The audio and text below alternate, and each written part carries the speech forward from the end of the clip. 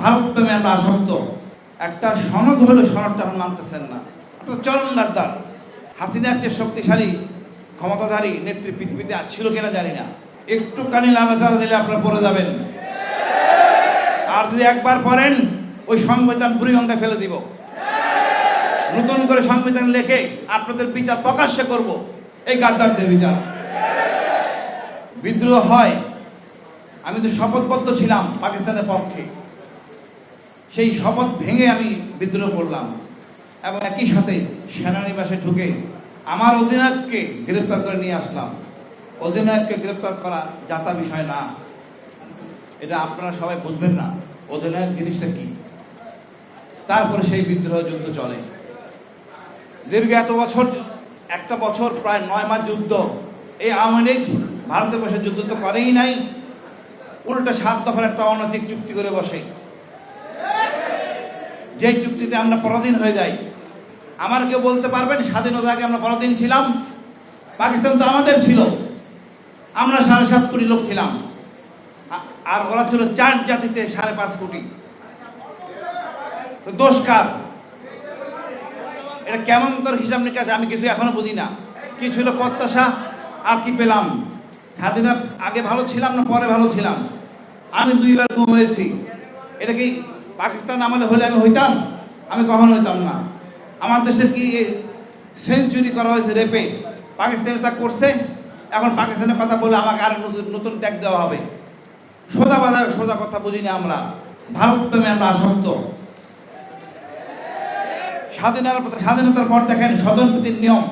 এই আমাদের শহীদ জিয়া যেই সাহস নিয়ে উনি যুদ্ধে গেছেন, মা খালেদা জিয়ার সাথে কথাও বলেন না, দেখাও করেন না, বলেন নাই তুমি কি করবা। এটাই হলো যুদ্ধ। কিন্তু স্বাধীনতার পর তাকে বানানো হয় নাই সেনাপ্রধান, করেছেন স্বজনপ্রীতি। জহির মারা গেছে, সিরাজ সিকদারকে গুম করছে, হত্যা করছেন। এটাই ছিল আওয়ামী লীগ। আর এর বিস্তৃতি শেষ পর্যন্ত এসে ঠিক আছে আমাদের এই 17 বছরের শাসন কি হয় নাই এখানে। আমরা বাঙালি হয়ে বাঙালিকে মারছেন। পাকিস্তানি মানলে 2টা কথা লাগে অন্য জাতির, যে বাঙালি হয়ে বাঙালিদের মানলে এটা লাগে, কষ্ট লাগে। এটা আমাদের দেশ, লুটপাট করে আমরা চলছি। অনেক সংস্কার হয়েছে, আপনার একটা আন্দোলন হলো, রক্তক্ষরণ হলো, একটা সনদ হলো, সনদটা এখন মানতেছেন না। আপনার চরম গাদ্দার। আপনারা যদি না মানেন, আমি একটা জিনিস পরিষ্কার বলি, হাসিনার চেয়ে শক্তিশালী ক্ষমতাধারী নেত্রী পৃথিবীতে ছিল কিনা জানি না। পুলিশ, বিডিআর, র্যাব, আর্মি কি ছিল না, কিন্তু আপনাদের সেটা নাই। একটুখানি লাগাতার দিলে আপনারা পড়ে যাবেন। আর যদি একবার পড়েন ওই সংবিধান বুড়িগঙ্গায় ফেলে দিব। নতুন করে সংবিধান লেখে আপনাদের বিচার প্রকাশ্যে করব, এই গাদ্দারদের বিচার। একটা যুদ্ধ হওয়ার পরে কালকে দেখলাম কালামানিক বিচারপতি, উনি জামিনে মুক্তি পাচ্ছেন। আমি বলি বিএনপির ভাইদের, আপনাদের লজ্জা লাগে না?